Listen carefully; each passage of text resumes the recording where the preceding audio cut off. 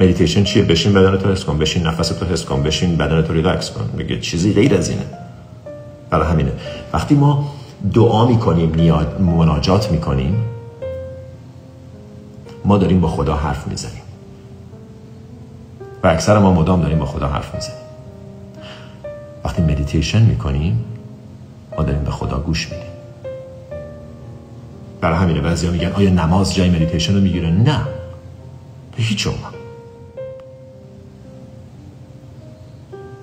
حرف زدن با خدا با شنیدن خدا فرق میکنه تو مدیتیشن.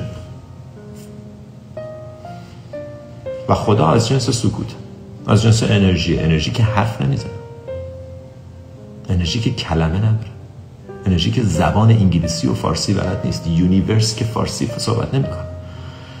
یونیورس سکوت، سایلنس. آیستر کارت میگفت هیچ چیز بیشتر از سکوت شبیه خداوند نیست.